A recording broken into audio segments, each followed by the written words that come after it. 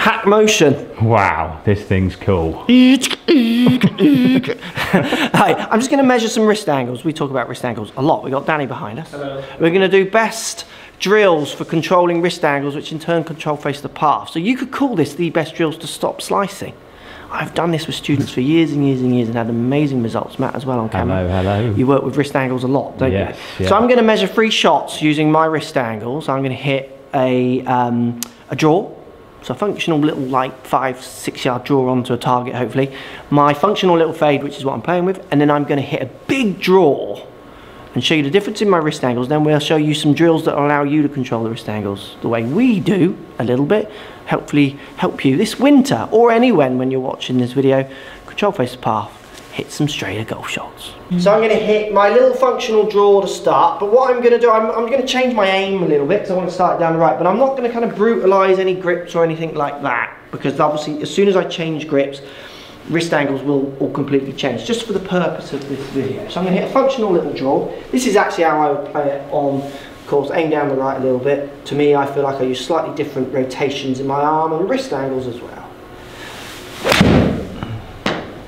So a little functional draw, call it slightly heavy, which is why it's turned more than I wanted to, but that's how I'd play a draw. So for me to hit a little fade, I don't actually feel like I have to do much to what I'm not naturally doing. Ball position slightly changes, I aim a fraction further left and I just swing at it. Because I'm hitting a little fade without trying it at the minute, and that is one of my perfects. It's literally just filtering back onto near the target. Right, I'm now going to hit a big hook, but I'm not again going to brutal my grip because that would change all the wrist angles. I'm going to aim a bit more right, but I'm going to try and brutalise what I do with my wrists to try and get this ball slinging. So rotations and wrists, and you can see that one's really turning off to the left. That had a good amount of curvature in the air. So look, we're going to get a bit number data intensive now, and then we're going to talk about some drills to try and help you understand the numbers or not, because they'll blow people's heads off a little bit, but just stuff you can practice at home, at the range, on the course. Start controlling the face of the path the way I did. Right, we're going to look at this number at the top of the backswing to start. So top of my backswing, if we go shot 1, which is a draw, I was 14 degrees extended, so a little bit extended in my wrist. Yep. And then the fade, I was 13 degrees extended, so actually 1 degree less, yeah. So pretty much the same. And then when I tried to hit the sling in draw, I was only 8 degrees extended, so cupping my wrist. I considerably, almost halved how much I cupped my wrist when I tried to really hook it. So controlling this angle is having a massive effect on the direction I hit the ball when I push it to extremes. Really interesting as well with this. First shot draw. Now we're talking rotation, so how much I'm turning this arm around itself, if you like. So turning this arm left and right, rotating it as I hit the ball. 49 degrees rotated with the draw, 39 degrees rotated with the fade. 10 degrees less when I faded it. And I imagine with the slinging hook, it jumps up to nearly 70 degrees, 69 degrees. So I'm using 20 more than the draw, 30 than the actual. So I'm doing loads more of this, and then I'm doing a little bit of this to control my shape of shot. Yeah. So address this to start. Rotation. Yeah. So I was rotating this lead arm, left arm, lots when I tried to hook it, and I was rotating it less when I was trying to fade it. So I was more just pulling through, it feels like, as a feeling when I'm fading it. When I was drawing it, I was giving it more rotation. So you look at my thumb, no wrist angles.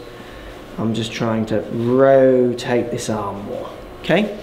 I get students doing this. I've got 7-iron in my hand. I'm going to hold kind of 2 inches down the grip because this club will feel heavy. Left hand only if you're a right-handed golfer, and then just try and hit some out in front of you somewhere towards target. And if you see that, it's gone slightly left. If you're really skilled at this, what I'd like to see you do is actually try and hit somewhere you flip it a bit left.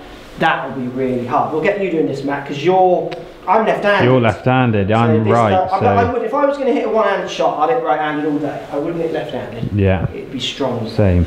But I'm going to do another one where I try and turn it. There you go, look at that. Cool, yeah. Boom. So that's basically my backhand tennis top spin shot is what it feels like to me. Let's see you do one. So you've got to hold middle of the grip. Otherwise it just feels too long. Yeah. This feels awkward for you, doesn't it? It feels awkward not being left-handed. Oh. Yeah, so look, the strike isn't there, but you have rotated that arm, you've turned it left. And how much does that make you dial into the feeling and rotating that arm? It's huge, isn't it? I'm getting loads of feedback. Yeah. Like, even my top of my arm here is aching. Yeah. Like, I'm getting so much feedback all throughout this side. Well, the reason the top of your arm, I think, aches as well is because you're trying to use this because it feels so useless here. Yeah.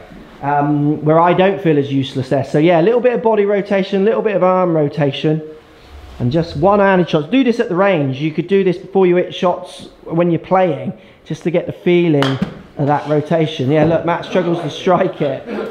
If you're struggling to control face the path to hit your draw shot, if you're losing them out to the right, good chance you're struggling to feel rotations in that lead arm. Great way of doing it. Other way of doing it, bum against the wall, just standing up against the wall, and what I'm going to do is just try and get that club to feel like almost the toe end of it is hitting the wall out in front of me before. I can really feel this left arm having to rotate to do that. I also feel my wrist going a little bit, don't worry about that because we're going to do that in the next drill in a second. But this is a brilliant way of feeling that arm having to rotate again to get that face wanting to work more close to a path. Any of those two, you will transform inferior to loft you deliver, the distance you can hit if you're someone who's losing it, say high right, and definitely change the direction of your shots. We're dealing with that one, are we? This one, flexion extension. So which one's flexion? This one. Which one's extension? This one. Otherwise known as cupped. Cupped and bowed. Yeah, okay. What you got for me for that, for people to work on at home? Mirror work, window reflection work, get to the top and understand where your face is pointing. So I know that my leading edge is pointing to the ceiling. Yeah. I know that it's pointing at you. Yeah. I know that it's pointing to the ground. Okay. Back wall. Like I'm able to work out that this would be a fade, that would be a draw. Yeah. And I know just through practicing and even in halfway back parallel to the floor, working those sort of things out, pointing it to the ground, pointing it to the sky, adding loft, taking loft off, closing face, opening face. You just need to be aware of where that club face is. Yeah, absolutely. Lots of students, you get them up to the top and you would say, is that Where's face that? more lofted, less lofted, open or closed? And they wouldn't quite know, would they? No. And then it's about bleeding it gradually through the swing, isn't it? As in, don't just get up there and brutalise it. Like, at what point do you start twisting that wrist? Is it from the start? Is it halfway back? There's no right or wrong answer there, is there? People feel it at different points. And that's where on the range, not being scared to miss hit shots and practice these sort of things will really help. Because I have students that we swing back exactly the same as they always do and then whack these feelings in on the way down. Yeah, yeah. Or we get them to do it on their backswing so they've constantly got these thoughts. Whatever works for you. What have you got there, Dan? Well, pretend this is a dinner plate. That's a big plate, bro. I'm at home. Or a tray. Exactly, yeah. So, working on wrist angles with my dinner plate. So, grab the dinner plate with my left hand. Yeah. Okay. As I take it to the top of my swing, if I'm going to sort of cup the wrist, should we say, or this way, you can see that the dinner plate is sitting out. So cupped or extended, that dinner plate is not going towards lead arm. Correct. Okay. And then if you go back to the start. Yeah. So if I then bow the wrist more into this position. Oh yeah, I like that. You can see this dinner plate is getting closer. So this part of the dinner plate getting closer to my left arm position. If I was going to really DJ it. Yeah, you can get it almost close. I can really get it over that. I don't know how yeah. he does there. But yeah, so that's something that you can have a little think about when you're in your kitchen at home, waiting for your microwave to ping. Yeah, I like that. That's quite, position. I've not seen that one before. I think that's quite clever. Yeah. I like ones at home. Oh, Matt, you... Well, yeah, I was coming you're in Go on, there. what's he got? You want to eat? I actually... Feed the man. I think this was the old Joe Mayo. Oh, Joe, we miss you. Yeah, come back, Joe. No, don't come back. He hates it. Frisbeeing. Okay, I like this. Throw Yeah. this, like you're going to bow your wrist and you're going to extend it out into the screen in front of you. You cup your wrist and try and throw that. Like, I have no idea where that's going to go. Yeah. Like, that's not a throw, is it? Yeah. Like you're going here.